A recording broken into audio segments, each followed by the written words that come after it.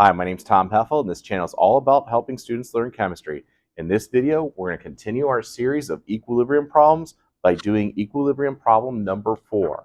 So if you'd like to pause the video right here, copy down the prompt, and when we come back, we'll be working on the problem. Okay. So the first thing that I have to do in this particular problem is convert all the moles into molarity by taking the moles and dividing it by 2 liters, okay, to get the molarity. And when I do that, the H2 is going to come out to 5.0 times 10 to the negative 3 molarity.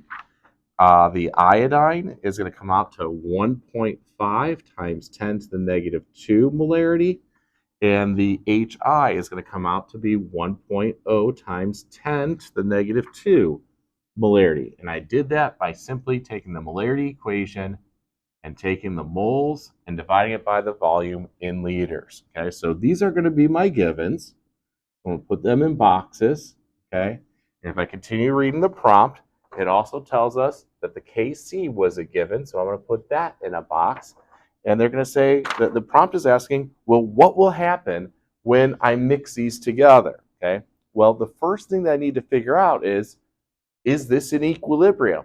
Okay, now I'm just labeling them as initial amounts, but if all of this works out to the number of 50.5, it's at equilibrium. And then the answer would be nothing happens. But we need to figure out if this mixture does equal 50.5 when we plug it into the equilibrium expression. So let's go ahead and do that.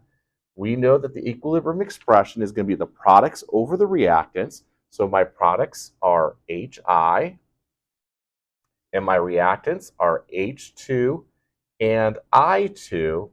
And remember, the coefficients are exponents. So I got a coefficient of 2, so that's going to be an exponent of 2 right here. So I'm going to plug in this value right here. So 1.0 times 10 to the negative 2 to the second power over the H2, which is going to be 5.0 times 10 to the negative 3 times the I2, which is 1.5 times 10 to the negative 2.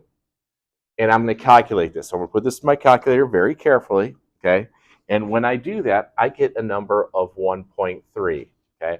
So since these values, okay, do not equal the K value, we end up calling this a Q, okay, which stands for the reaction quotient, okay? I'll make sure I spell it right here. There you go, okay? And the reaction quotient is calculated the same way as the K value using the equilibrium expression, okay? But when it's not 50.5, we call it Q, okay? So whenever it does not equal the equilibrium constant, we call it the reaction quotient, and the reaction quotient has to get to K in order to reestablish its equilibrium, because this for this reaction at this temperature likes to be at a value of 50.5, not 1.3, okay? So how do we get 1.3 to be equal to 50.5?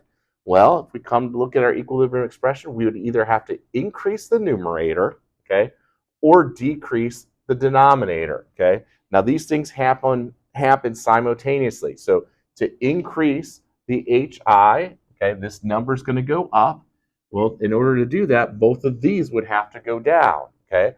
And if we are consuming the reactants and making products, we say that this reaction is going to shift towards the right. So the answer to the question of what will happen is that this reaction will start consuming H2 and I2 and start producing more HI, so this number is going to go up and these two numbers are going to go down until it hits 50.5, okay? And the short way of saying all of that is that this reaction is going to shift to the right, okay, to reestablish its equilibrium, and that basically means until the 1.3 equals the 50.5. Now, let's say when I calculated all this, that Q, so I'm going to do a what if, okay? So what if Q ended up being a huge number like 3,000, okay? Well, then this would have to go down until it reaches 50.5. And then basically the opposite would happen, okay? The products would be consumed and the reactants would be formed, and we would have a shift to the left to make Q a smaller number to 50.5, okay? But in this case, okay, the Q came out to be 1.3, and we need to make the number larger, okay? And the way you make the number larger is by shifting to the right, okay? So this chemical reaction for this particular problem is going to shift to the right, okay, until the equilibrium constant is reestablished at 50.5. If you found this content helpful, please give it a like and subscribe. When you add that comment, it really does push the information out to other students that might be interested in learning chemistry.